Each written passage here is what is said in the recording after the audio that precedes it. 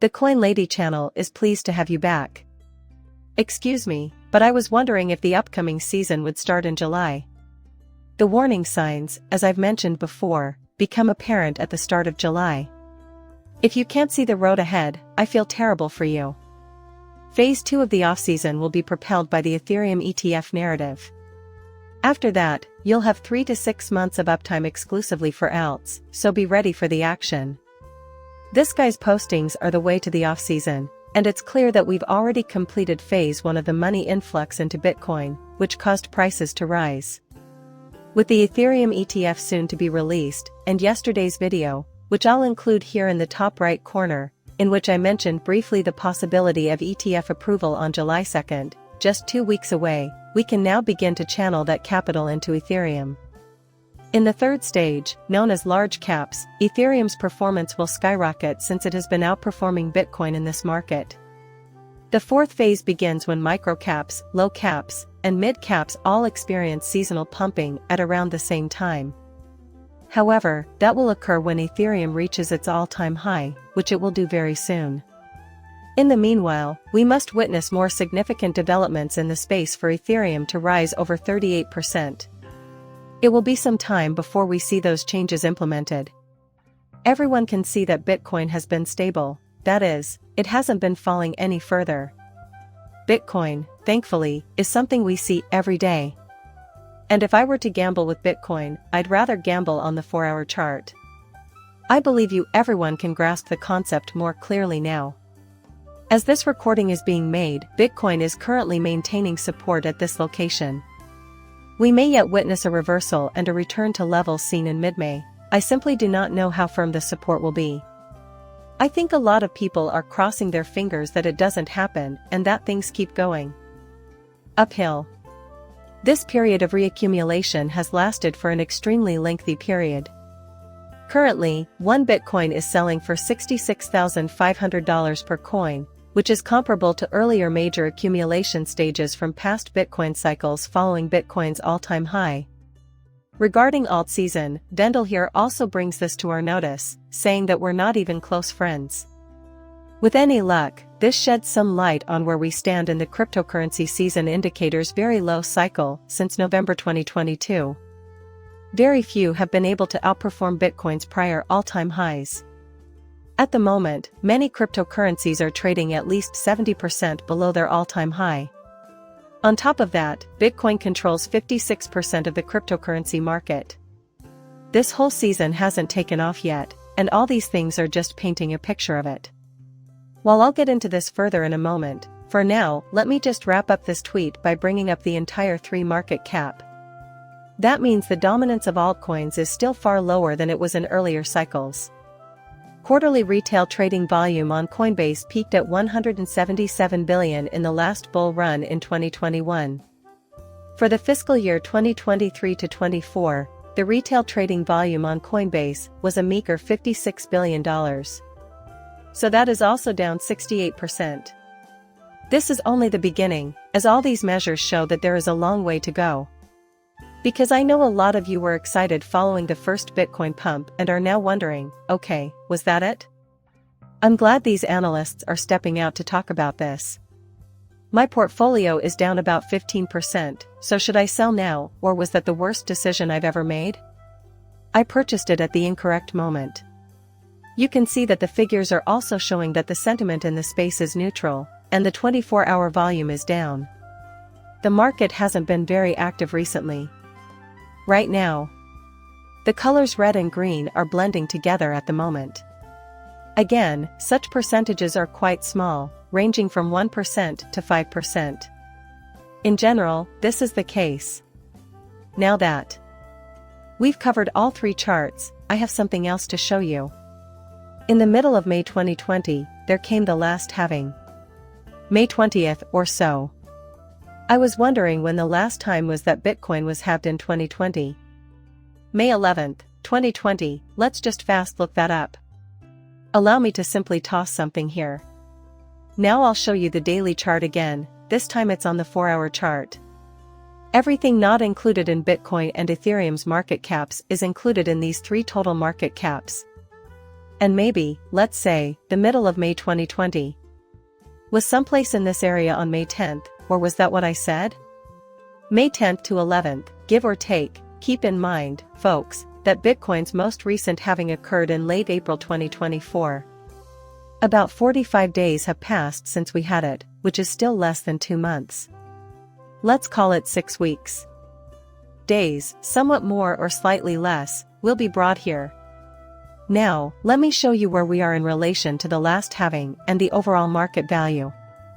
We only went up in 2020, when the market rose approximately 20% after the halving, so that's 45 days ago. Look at the remaining time in this market and the number of games that have still to be played. On average, it's 1600%. For all cryptocurrencies other than Bitcoin and Ethereum, this represents the average gain. Even greater prices are possible for several cryptocurrencies. Because of this, I have diversified the $15,000 plus portfolio we discussed on patreon.com/workingmoney. Another sign that this market has a long way to go. Recall the BIS report from 3 years ago that said XRP holders had the best levels of education? I wanted to share this with you since I remember reporting on it before, but I figured you might need a pick-me-up. For the simple reason that your XRP value is staying the same. According to the BIS, this wasn't even sourced from some strange internet entity. The BIS conducted a survey, study, and test to determine which cryptocurrency owners had the highest average levels of intelligence and education, and XRP and Ethereum were the top 2. Next, those who own Bitcoin Cash, then Bitcoin, Stellar, and EOS. The least educated group, by the way, were the holders of Litecoins. It's a shame we have critical minds. We can see the forest for the trees, or something like that. It didn't sound very intellectual, did it? Furthermore, microregulation is an important factor that requires our attention. I was chatting with a man who works at a bank last night about the crypto sector as a whole. I turned to him and asked, "Hey, what do you do for a living?" "Well, I don't handle much of the banking things," he says. "One of my occupations is financial technology." Oh, I think I could strike up a discussion with this person. We began conversing. My initial thought was, do you guys deal in cryptocurrencies? We have nothing to do with that sort of activity. Except you work in financial technology, and I'm going. Who is familiar with the Ripple company? I'm going there. Does he leave now? No, we don't deal in cryptocurrencies or anything comparable. You go, man. As a financial technology bank employee, you are a part of the future. Hearing that made me very sad. This is just the way things are, though. Sure, there will be other parts of the globe that end up being more successful than North America. And we'll need to make up for lost time. Circle executives are even predicting that once market laws are implemented, the euro stable currency would start to thrive. And it will take place in approximately 2 weeks. The issuer of the USD and euro stable coins, Patrick Hansen, is here today to share his optimism that the value of euro-based stable coins will keep going up in the days to come. According to Hansen's analysis of X, 1.1% of all transactions involve euro stable coins. However, I am confident that this statistic, which the CEO mentioned, is at an all-time high, having risen from almost nothing a few years ago. Despite this, more than 90% of stablecoin transactions involve USD. More issuers are looking to build out of Europe and release stable currencies there, therefore this figure will certainly go down. American lawmakers' glacial pace in creating and enforcing stablecoin legislation, however, is a major roadblock to expansion. Gary Gensler, chair of the United States Security Commission, and the commissioner have both faced accusations of purposefully using enforcement as a means of rule. So that's the US situation. The EU is experiencing something else entirely. The area's connection with cryptocurrency and stable coins is about to undergo a dramatic shift after years of improvement. After being authorized in April 2023, the crypto asset market, also known as micro-regulation, will be able to be enforced starting from June 30th.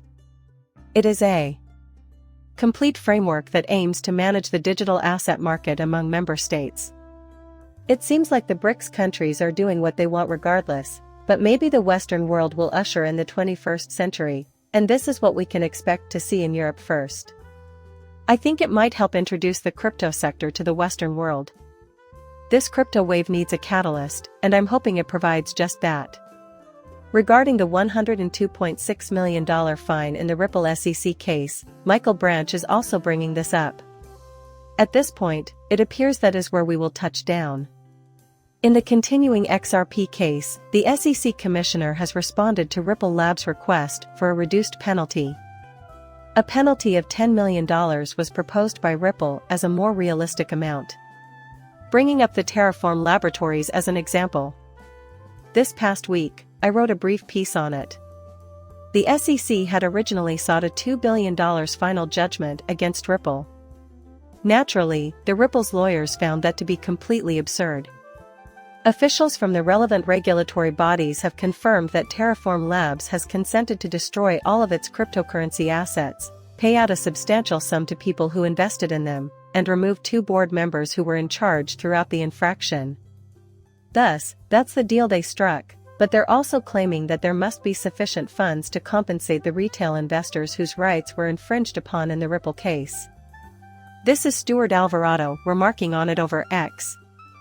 Michael Branch has also brought this to our notice, so now Sudo may state that his company is doing great and that there are no victims to pay. Also, according to Ripple's senior lawyer, the SEC has dropped its demand for $2 million, no, $2 billion, in penalties and fines. I highlighted the Terraform Labs instance last week, and the corporation used it. As a result, we are essentially reviewing previously covered ground. The video ends there. Support my channel with a like and a subscription. Muchas gracias, depart.